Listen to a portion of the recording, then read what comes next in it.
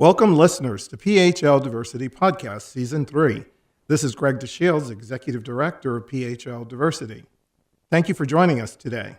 We are speaking with Jonathan Lovitz, who is the Senior Vice President, National LGBT Chamber of Commerce and Director of New York Office and Network of NGLCC. The National Gay and Lesbian Chamber of Commerce was founded as a national business advocacy organization of the lesbian, gay, bisexual, and transgendered community, focused on procurement opportunities, including certification and facilitating corporate relations, stewards, and best practices. Programming is geared towards helping members start or grow their business, general membership benefits, including business and service discounts, group purchasing power, professional development opportunities, publication, advocacy, and information exchange, and workplace diversity and opportunity. Jonathan, who is our guest today, and I have to say we're thrilled to have him, is a regular commentator on MSNBC, CNBC, NPR, The Advocate, Out Magazine, amongst others, and has often spoken fundraise for Broadway charity, equity, fight organizations, and Trevor Project, as well as the Democratic Party and many more. He previously served as a Director of Communications and Operations for Start Out, a national nonprofit empowering LGBT entrepreneur program.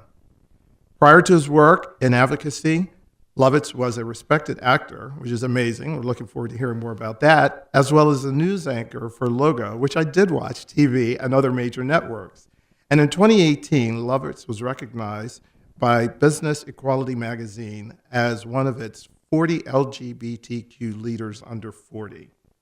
He has also been named an outstanding young alumni by the University of Florida in April of 2018. So Jonathan, it is our extreme pleasure to speak with you today. Thank you so much for joining us. And I should do a quick shout out to the folks at iHeartMedia. Once again, they are hosting us for this podcast. They always do an incredible job. And Lorraine Valerie, thank you so much for your hospitality. And we look forward to maybe coming back again, hearing more from, if not Jonathan, some of our other VIP talking people in our world. So before, Jonathan, we get into discussions about NGLCC, tell us about yourself. Sure. Well, it's so great to be here, and I'm just so glad to be a part of this PHLDiversity conversation. You guys have done so much work to drive the conversation about why investing in diversity matters and why it's such a critical part to our cities and our communities' growth. So thanks for all you're doing. And as a new Philly resident, I really couldn't be happier to be here. Welcome to Philadelphia. Thank you. It's been a wonderful new town. We're thrilled to be a part of it. So I, as you read in my bio, I'm come from a long line of performing and speaking publicly, and I'm very fortunate to get to speak at a lot of colleges and universities to young people, and they always ask about that what they think is that linear path from A to Z in your career, and then I show them what it really looks like, and if it's not curved and looping around 50 times, then you're doing something wrong. That's true. So my path took me from the Broadway stage to television to speaking publicly about LGBT issues, and along the way I got picked up by this fantastic organization, the NGLCC, and thrilled to be serving in ways that advance their corporate relations and public affairs and government policy, and now also working to bring our conference here to Philadelphia. Which we are very excited about. Thank you. Yeah, we're thrilled about it. So things are really wonderful. I'm truly fortunate to get to do this work. And I joke a lot. We certainly know a lot of folks who get to do diversity and inclusion work as part of their daytime occupation, but I'm fortunate that my day job and my gay job are the same thing. So it's really special, and I get to make a full-time living supporting working for the community and doing my favorite thing, which is not shutting up about it and getting to talk to any microphone or TV camera that will let us advance these issues. Well, it's real interesting, and as I kind of read through your bio and have gotten to know you as a professional, I think you serve as a great role model. And in a city that has so many academic institutions, and certainly as I think of a number of them with very active career development offices, the question would be about your career path. If there's a young professional or a young student who's looking at where do I aspire in my career, and they see you and they're like, I want his job. And I know you said it's not a direct line, but think about what you've done from a career path. Is there a recommendation that you would give to an aspiring young professional who has aspirations? Well, that's very kind of you. Thank you. I tell young people, particularly college students, learn everything outside what you already know. I studied musical theater at the University of Florida. Go Gators! But you better believe I couldn't do my job now as a spokesperson and advocate had I not had years of learning how to improvise and walk in front of a crowd and make them believe what I needed them to believe for 2 hours of stage time. Now I do that and I ask them to believe what I'm saying and take it with them and go into the streets and fight for something. Wow. So, but because of that, because I went to such a great university, I was able to study politics and philosophy and art and finance and things that, really I did not think were important to my life, but they were requirements. And you know what? They ended up being really beneficial to me now because a well-rounded person who can understand everybody else's point of view can better fight for everybody else. Wow. So be open to everything. Learn all the things that are outside your purview, because that's what's going to help you be the most impactful. And really, the people who are the most successful, and whether it's business or politics, are those who can adapt and change to any room you're in. You've got to be able to connect with people on a deeply personal level. And so knowing so much more about them than you might think necessary is a key to success.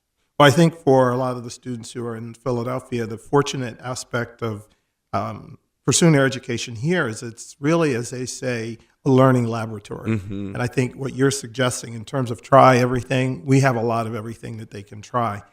And I think it's a perfect segue to get a little bit more insight about what your role is as the Senior Vice President of the National LGBT Chamber of Commerce. And I'd also be curious to learn more about the work that you do with New York. Sure. So the NGLCC is such a broad organization, but we serve so many types of constituents, but all on one common theme: creating the most economic opportunity possible for the LGBT community. And our primary function is to certify LGBT-owned businesses, which I think we'll talk a little bit about. But additionally, we're a public advocacy force. We're a mentorship and business resource force. We are a network of affiliates all over the country helping build local relationships for business owners. And I'm really fortunate that this job allows me to put my skills forward as both a spokesperson and media relations person, but also in the field working with our partner organizations to connect those dots, making that business case for diversity and inclusion, working with corporations large and small through their employee resource groups, through their supplier diversity programs, through their senior leadership, making sure that we never retreat from the commitments to D&I that they've set forth, especially as socioeconomics and politics continue to be a little precarious right now, making sure that nobody backs off from those commitments. And in fact, we've only seen them get stronger.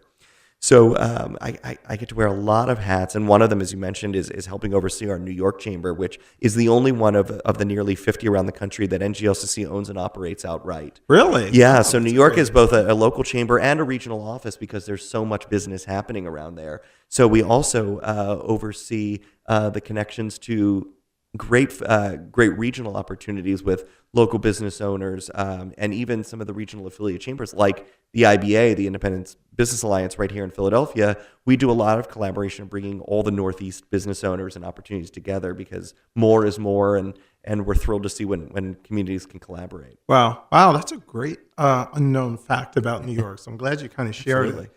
So you've given us some insight, and once again, at a high level, I'd like to talk a little bit deeper about NGLCC, but I'd really like to start with the name change because Sure. I think that's a big thing that we have all been adapting to. So we were the artist formerly known as the National Gay and Lesbian Chamber of Commerce, and we were founded in 2002. That was pretty industry standard. You look Right. at the task force, you look at several other major organizations that started off as gay and lesbian because that was what was in the conversation at the time. Thankfully, our mission was always to serve the entire spectrum, LGBTQIA, et cetera. And now we've been able to make sure our name fully encompasses the LGBT community, which we certify all four segments of that: lesbian, gay, bisexual, and transgender on the international sphere through our NGLCC Global program, which is now operating in almost 15 countries. We also include intersex because that is UN parlance, and part of the international conversation is about that intersectional intersex identity. And we're rapidly evolving to include Q in as much conversation as well, because it is a broad spectrum. Right. At the moment, we certify a company as being lesbian, gay, bisexual, or transgender owned if it's 51% or more of that ownership. But we also know the issues that we fight for on a broader inclusiveness conversation include everyone. So everyone is welcome under our broad tent, and we're thrilled that our name as the National LGBT Chamber of Commerce represents that. Well, I'm sure we're going to say that so often in Philadelphia that it'll roll out quite naturally. So I also want to point out, you did change your logo. We did. It's this beautiful, colorful leaf. It was what it looks like. You'll see there's different colors within that, and while certainly a nod to the rainbow of the LGBT community, it's also indicative of each color representing a constituency that we represent. America's LGBT business owners, our corporate partners, government partners, our global work, everyone's represented in that. And you'll see at the conference here in Philadelphia that each color is going to play a role into the visual elements of that. Each segment. Yeah. Wow. I'm excited about that. I'm glad we were able to kind of help our audience understand that as they work their way to get more information about it. But, because you are an organization that really speaks to the commerce within the LGBT community and that business voice that really helps tell the story about the community, what is a key strategy that you would say that the organization pursues in order to advance the opportunities for LGBT business owners? For us, it is all about visibility. Mm-hmm. You can't. Economic visibility is just as essential as social visibility in advancing the community's agenda. And just look at some of the major advancements since marriage equality, through fighting back against some of these religious freedom and bathroom bills. Who's led the fight? Business, large and small, throwing our economic weight around. And one of the most important things that's come out of the NGLCC in recent years is the first ever America's LGBT economy report. Prior to its existence, the only thing we knew about our economy was what we put into it as consumers. Right. And that's pretty staggering. I mean, LGBT people spend upwards of $917 billion every year. It's why every major brand on a consumer level certainly goes rainbow every June.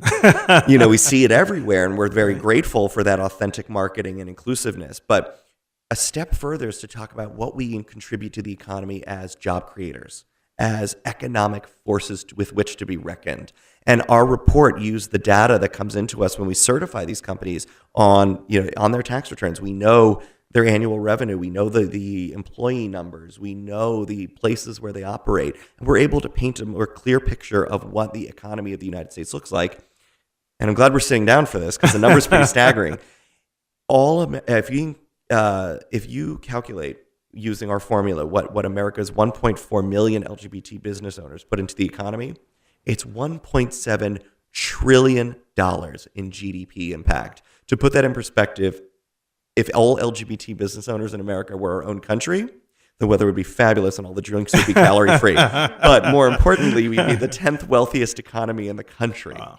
Or in the world, excuse me. We'd be we'd be a stronger economy than Canada, than South Korea, to our new friends in Russia. We'd be one hell of an economic powerhouse. Yeah. And now we're able to throw that weight around. And even more importantly, and I think as Philadelphia really celebrates, that intersectionality matters.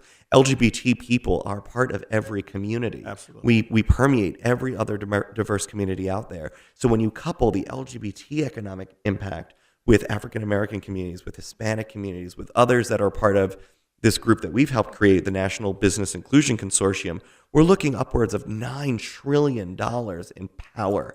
And we need to use that to assert our rights. I mean, just look at right now, we're coming up on the 2020 census, and we've learned that for sure LGBT people will not be counted.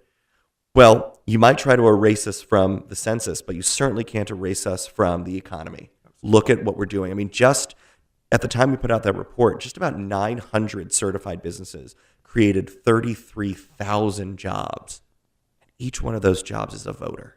And I will also say that there's probably a lot of hospitality and tourism jobs that are within the scope of that as well. Absolutely. And, one of the things that we're particularly excited about this conference being in Philly is, we haven't been in a city in almost 10 years since we were in Chicago. And the ability to really advocate for spending money wisely. making sure that people talk about the pink dollar. Right. Well, making sure that that pink dollar is flashed to every business in town that says we're open for business with you. That business case for inclusion has certainly been clear to the Fortune 500 for decades. Now it's a great moment for the local businesses in Philadelphia, in the neighborhood and beyond, to say, we see you, we welcome you, we celebrate you, and we want you to take that message out with us. Absolutely. As you leave Philadelphia, talk about this place as a place that welcomes you, as that is a home for future conferences and opportunities. So we're really excited to take that macro mission of visibility and really asserting our economic might, Right. and letting people carry that as a torch with them anywhere they go, and saying, if my choice is between company A and company B, and company A has really walked the walk and they invest in the community, they buy from our suppliers, they stand with us at Pride, they really put it out there, versus company B that just says, we'd love to see you. Right. Where do you think we're going to spend? I think what you've really emphasized, and I think that's one of the reasons why I was so glad you were here, is to put it in an economic discussion. Sure. And really speak to the impact of business, and to realize that there's a ripple effect of it. As you think of however anyone spends their money, it helps to ensure that other person is able to pay taxes, and that person can purchase a home and pay mortgage. And I think that as I've heard more and more, economic diversity is what helps to ensure that cities like Philadelphia are very successful, and that when you're able to help to articulate the financial impact of communities, especially LGBT businesses, the way you've had, I think it just underscores the value of why what we do in diversity and inclusion, and why a conference like NGLCC coming to Philadelphia just sends a very unique and a very clear message. I wanted to kind of shift to something else, which I know is very near and dear to the heart of your organization, and that's around the LGBT-owned business enterprise certification. Sure. So why is it important, and how do they do it? And if you could just share some insights for our listeners of how it fits into the world of business certifications. Sure. So, as we were just talking about visibility and how that translates to creating more opportunity, being certified helps a company find you. There is a commitment from across the Fortune 500, and now even in city and state governments, including the Commonwealth of Pennsylvania, that we are going to recognize LGBT businesses as a vital force in the economy, and recognize them with the same opportunities that have been afforded to women, to people of color, to veterans, et cetera, and utilize a certification that is exclusive through the NGLCC to help a company get ahead. It's no secret out there that often the biggest contracts go to the whoever had the relationship the longest. The golfing buddy of the CFO is probably the one that always had that contract for a long time. Well, to make sure that the company's diversity and inclusion values aren't just internal to how they hire and how they advertise, but to really make sure that they reflect the community around them, they've instituted these supplier diversity programs that say, we want our supply chain to represent the vital diversity around this company. So that literally, whether it's LGBT, African American, Hispanic, women-owned companies, make this company happen. The widgets that company needs to buy can be sourced from communities that will then be incredibly loyal and be a part of that narrative that you make this company happen. So any company that's 51% or more LGBT owned has the opportunity to be certified by the NGLCC. And if you look at just who's here in Philadelphia, Comcast is a great example. They're a member of the $1 Billion Roundtable. These are companies that have hit the benchmark of spending $1 billion or more just on purchasing from minority-owned companies. And now LGBT companies are eligible for that. So let me there's ask you a some big question. spend out there. For some of those who may be more granular and they're thinking of this certification, how much does it cost? Well, the good news is joining your local affiliate chamber, which here in Philadelphia, that's the Independence Business Alliance, IBA, it's free. Because all business is local, right? While you're waiting for that cycle to come through of a big corporation to offer, the multi-million-dollar 10-year contract, you need to be doing in your local community, working closely with the folks around you to build that base and build those referrals. So we really encourage that local business opportunity building. And there are some phenomenal certified businesses here in Philly that are doing huge national projects, but also are the go-to local print shop or marketing house or even restaurant. And that's something that's important to think about is whether you're a mom and pop shop on Main Street or a major multinational company, like some of our suppliers are, being certified is about your opportunity. It's about your visibility. And also remembering that there are companies out there that do mentorship programs, have business opportunity grants. There are educational programs. There are scholarships to things like the Tuck School of Business that are given out every year that you must be certified to have access to. So even if you're not interested in necessarily being, a supplier to a major national or international company, just having access and being counted again. We're not going to be counted in the census. You should certainly be counted in your local economy and say, I'm here and I'm contributing. So just another granular question. Sure. Once I get that certification, it lasts how long? They last 2 years. You're up for renewal every 2 years. And you've got local site visitors and business development people here right at the IBA and through our national organization that help you every step of the way. It's an easy process, an entirely online process. We make it, there's a lot of barriers to entry with some of these certification programs in the government world, which has turned a lot of people off. We come from the private sector, and we know that we want people to have ease of entry and get right back to work. Right. So then probably a very self-serving question. Is there fabulous jewelry that goes with it? Do I get a pin or a necklace? You get a fabulous pin that says you are NGLCC certified. You get a certificate. You get an icon which you can display proudly on your website. And there are people who will tell you about the doors this has opened for them. And, an important thing to remember, there's no guarantee, right? I mean, this is not, people talk a lot about the pie. This is about getting your piece of the pie. Well, remember, no one's guaranteed a piece of that pie. Right. This helps put that fork in your hand. And now you've got to show up to the fight and say, I'm ready. My skills are here. I've got the qualifications to be just as effective as the incumbent contractor. And I deserve a shot at that. And my me as a diverse business owner, you investing in me is only going to help the community this much more, because whether you're LGBT or any other kind of certified diverse business owner, you are twice to 3 times more likely to utilize diversity in your own supply chain. Absolutely. So if I'm an LGBT-owned company, I know the importance of supporting diversity. I'm going to buy from my own company, from women and other communities. I'm going to hire more African-American and Hispanic workers to be a part of my company, because I know we only succeed when we've got every voice represented. So this certification not only kicks open doors, but it reinforces your personal commitment to working with everybody. And that's why we're so glad to have the support of the U.S. Black Chamber, the U.S. Hispanic Chamber. No one sees this kind of certification or opportunity as competitive. They see it as building more opportunities. We're all holding the hammers and nails to build stronger businesses. And along the way, we can build longer tables and serve more people. Very cool. Well, I know that the idea of the certification has been a true initiative, and you can see the benefits and the outcomes that bring for those businesses that pursue it even more growth. So I want to move to a discussion about something that we love, and that's conventions. So we know that Philadelphia will host the 2018 NGLCC International Business and Leadership Conference here in August, the 13th through the 16th. And we want to know, why did you choose Philadelphia? I mean, we know it's a great city, Sure. but we want to hear from you. Like, what were some of the things that really drove your decision? I mean, you want to talk about a city that's got it all, that's got diversity, that's got business big and small, that's got a commitment to championing opportunity. Philadelphia really stands out. We're thrilled, as I mentioned, to bring this back to a city where people can make that economic impact. When we were in Fort Lauderdale about 4 years ago, it was estimated that we left behind nearly $4 million in the local economy, because people stayed in the hotels, they ate in the restaurants, They rented the cars, they spent that week getting to know that community. Well, here, I mean, we are steps away from some of the biggest tourist attractions in the country, great restaurants, great businesses. So our people are here to spend.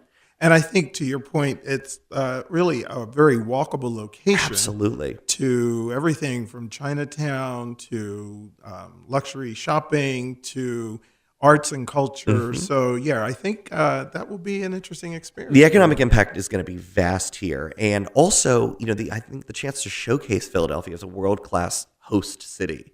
we've certainly seen its prestige continue to grow. Just look at the skyline. When as one of our colleagues at NGLCC, Sam McClure, says, when you see cranes in the sky, you see opportunity. That's true. And we see nothing but cranes looking out my apartment window here, and that's a wonderful thing. I think people are going to pass through and say, "Wow, this is a place we should bring our conference, bring our business leaders, do a retreat, because there's so much to be had here." And just looking at the great work that PHLDiversity has done in partnership with the IBA locally in celebrating intersectionality and realizing that the heart of the community here, the heart of Philadelphia's economy, is its diversity. We're going to see that on display, and I'm thrilled that we've got the great support of Governor Wolf, of Mayor Kenny, of the various offices like PHLDiversity and Visit Philly here. So this is truly, I think, a revolutionary moment for us. And we're thrilled to see what's going to come out of this conference. But it is the largest LGBT business event in the world. We've got folks coming from 5 continents to this conference. We have our global teams meeting. We have our corporations meeting. We've got our small businesses. We've got Martha Stewart. I know. I saw that. And that was a great photo, by the way. We are so thrilled. And she is a terrific ally, but she's also an amazing business story. I mean, you want to talk about someone who's taken their knocks and only continued to build her empire along the way. So we're thrilled to see what universal truths she can share with our audience. And we're known for a few surprises. So if you like Martha, just you wait for a few other guests that are going to show up around that conference. It's interesting because Philadelphia is very fortunate. We'll have the National Gay and Lesbian Chamber of Commerce here in August, and then the U.S. Hispanic Chamber of Commerce will be here in September. Mm-hmm. And I know that there's been affiliation between the two organizations in the past. So will you probably be here doing some of their opening ceremonies as well? Sure. As I mentioned, the USHCC is part of our National Business Inclusion Consortium. It is our powerhouse roundtable of diverse certifying business organizations that believe that when we all do better, we all do better. Right. So I'm sure you'll see us back here for USHCC. I was very fortunate. My first conference that I experienced here was about 2 years ago when the National LGBT Journalists Association was here. And it was so great watching them take advantage of this city and celebrate, alongside all the other, I know the U.S. Black Journalists Association, Hispanic Journalists, and others were a part of that conversation about why it was so important to be here. So similarly, we're going to be good champions for coming to the city and celebrating diversity here, and look forward to a lot of our sister organizations bringing their conference here as well. Well, our Director of Commerce, Harold Epp, is thrilled to see all of this commerce discussion happening in Philadelphia. So one other quick question as it relates to the time that you're here in Philadelphia. Is there a particular initiative or something that you as an organization would like to accomplish as a result of the conference? The Commonwealth of Pennsylvania is one of 3 states in the country that include certified LGBT businesses in state contracting, and that's opened up billions of dollars in opportunity to a community that never existed before. And the city of Philadelphia does not yet. We're working really actively with the city's LGBT liaison, with the Commerce Department, with the mayor's office and the council directly, because there is so much opportunity to be had here. And as I mentioned, it's not about taking anything away from anybody. It's about encouraging competition. Right. When there are better businesses growing capacity, competing for city contracts, ultimately that lowers prices for everybody, and that means more money going back into the system for our schools, for helping our police forces, for helping everybody succeed. So we think it's a real economic win for the city to include our businesses. I mean, look, they're already here and working with the biggest job creators and providers in the corporate sector. Allowing them to bring their diversity, their innovation, their job creation opportunity to the city of Philadelphia proper, I think could be a real powerful outcome. And we hope to see a big announcement on that by the time the conference rolls around. Well, that's one of the reasons why it's great to have conventions like yours. It comes to Philadelphia. It helps to make us even that much of a better city. So I have one more heavy question, and then we can get to fun stuff. Sure. So one question, because we are PHLDiversity, and we love to hear it from those who we interview, is, can you describe diversity, or even better, what is your measure of success regarding diversity and inclusion? Just even a decade ago, the question would have been easily answered by saying, see me, count me, let me to check a box, put someone that looks like me on a poster or an ad, and we'll say we're inclusive. Now it's so much deeper. It's about actual tangible opportunity. It's about seeing someone like me or like you or like anyone we know succeed, pointing to that opportunity model and saying that last remaining glass ceiling is shattered and nobody's going to put another piece of glass on it. Wow. It's about being able to reach out and touch someone who has broken those barriers. And thankfully, we're seeing that. Every community's now got a diverse CEO, taking names and saying, I dare you to tell me I didn't build this with my bare hands. Right. And we're seeing so much support, whether it's from local government saying we will not retreat from these protections for our communities, whether it's the corporation saying, you can count on us to double and triple our support for you because we know it's the right thing to do and it's good for business. So now diversity and inclusion are tangible. They're about those receipts. We're looking to cash those in, and thankfully we're seeing them in spades. Fantastic. It's interesting. I recently did an interview with Tiffany Chang Lawson, who is the executive director of Governor Wolf's Commission on Asian Pacific Affairs. Yeah. And she described her measure of success when it comes to diversity and inclusion along that example of, being invited to the dance and being asked to dance. But she said to go even a step further to be able to select the music, which I thought was fantastic. The way that she kind of put, it all into perspective about the more I have the ability to contribute, the more the outcome for all is better. So I thought that was great. But now, like I said, we want to talk about some fun stuff. All right. So we've got 3 questions. So the first one, is there a fun fact that you can share about Philadelphia? Other than it's making me gain weight because the food's so good here. Food is good here.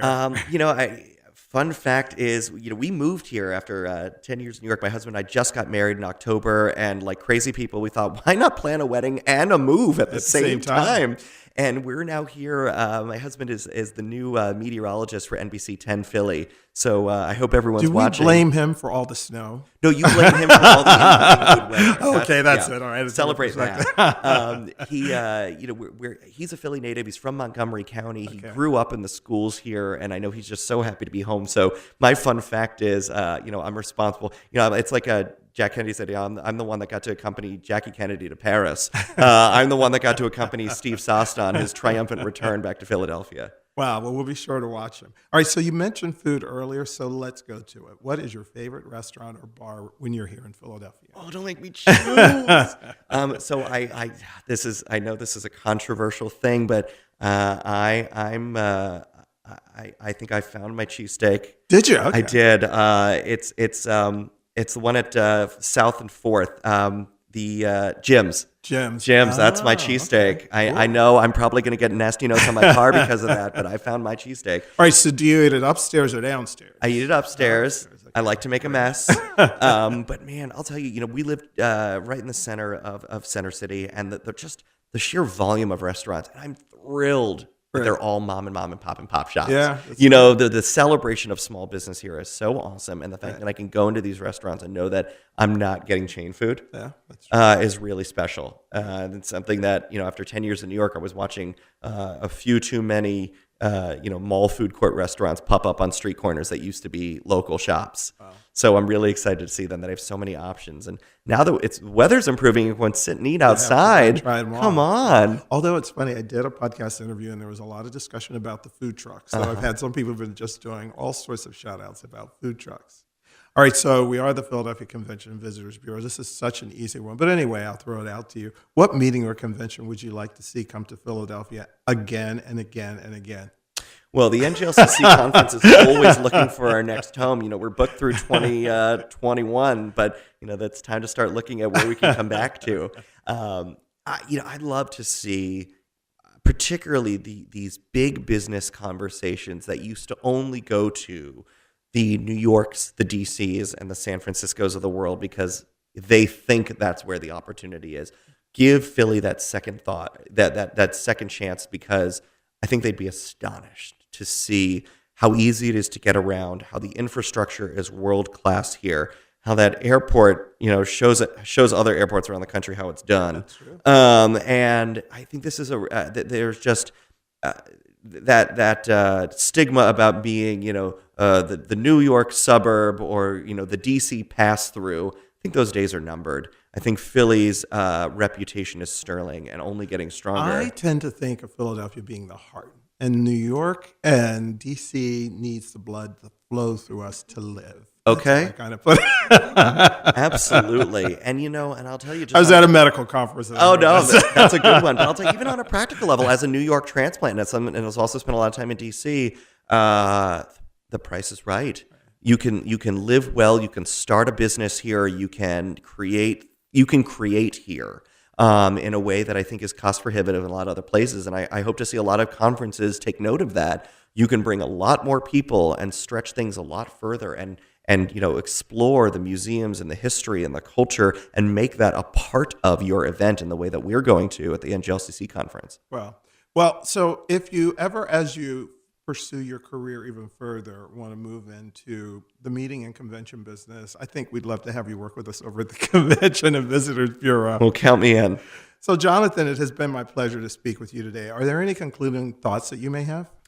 Well, to anyone listening, if you haven't by now, get your tickets because we sell out every year. And knowing the proximity we have to, the Acela corridor, this is going to be one hot ticket. So NGLCC.org is the place to buy your NGLCC conference tickets.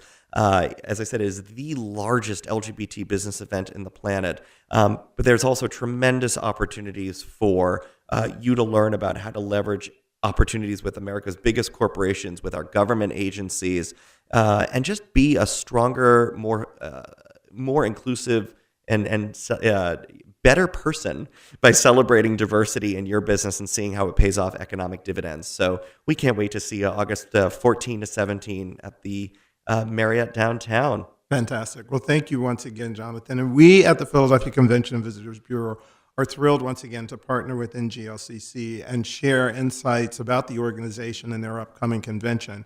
And we trust that you've enjoyed today's PHLDiversity podcast and that you'll return for more.